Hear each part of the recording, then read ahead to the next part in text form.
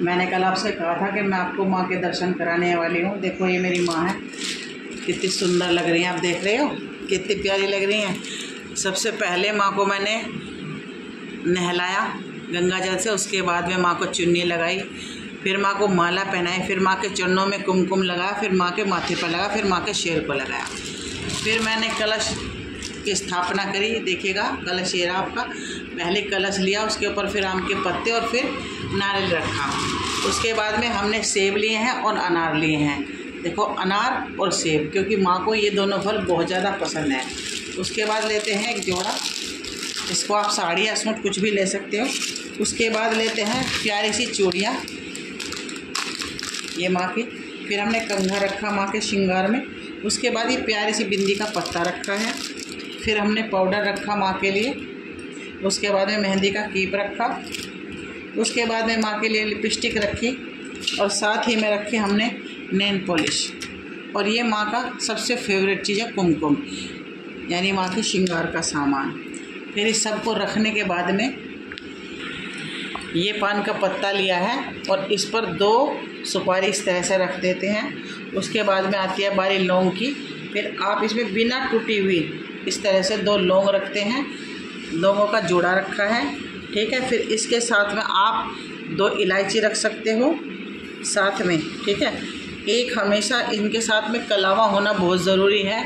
इसको मौली भी बोलते हैं, कलावा भी बोलते हैं, रक्षा कवच भी बोलते हैं, ठीक है। उसके बाद में इस प्रकार के हमने माँ के लिए जौ लिए हैं, जिन्हें हम बाद में मिट्टी के अंदर बोने वाले हैं, वो भी मैं आपको दिखाऊंगी, ठीक है। इसको बीड़ा बुलाते हैं जो मैंने तैयार किया है। इसको इस तरह से तैयार करते हैं इस सारे को और फिर माँ के चरणों में रख देते हैं ताकि माँ इसे ग्रहण कर सके। ये बीड़ा हो गया और ये माँ के खाने में इस्तेमाल होता है, क्योंकि माँ को नवरात्रों में बीड़ा खाना बेहद पसंद है।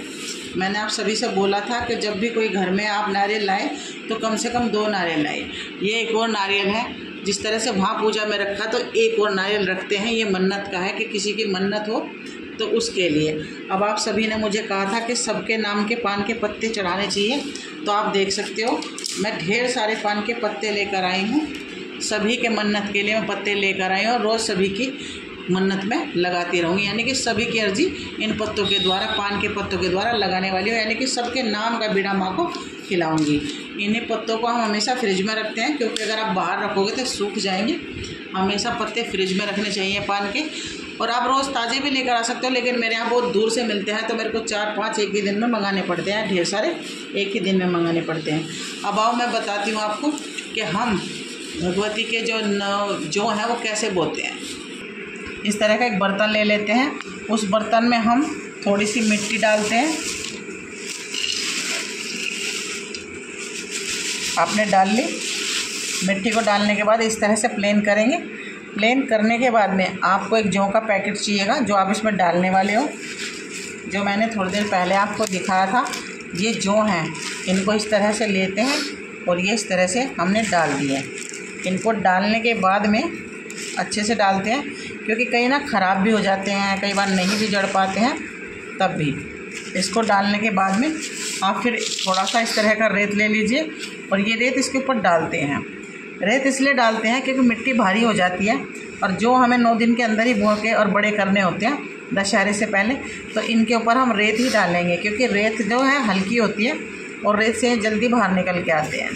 फिर उसके बाद आप जो भी जल रोज़ माता रानी के चरणों में रखेंगे उसमें से थोड़ा थोड़ा पानी आप इसमें डाल सकते हैं।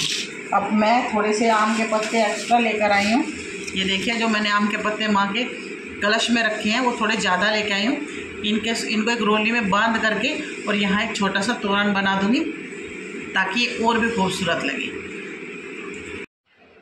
मैंने जितनी भी जानकारी आपको दी, अगर आपको अच्छी लगी हो तो लाइक करना, कमेंट करना, सब्सक्राइब करना। अगर आपको और कोई जानकारी चाहिए तो कमेंट के माध्यम से आप पूछ सकते हैं, लाइव में आकर भी पूछ सकते हो। चलो मिलते हैं फिर लाइव में। जय माता दी, जय माँ काली, जय माँ दुर्गे।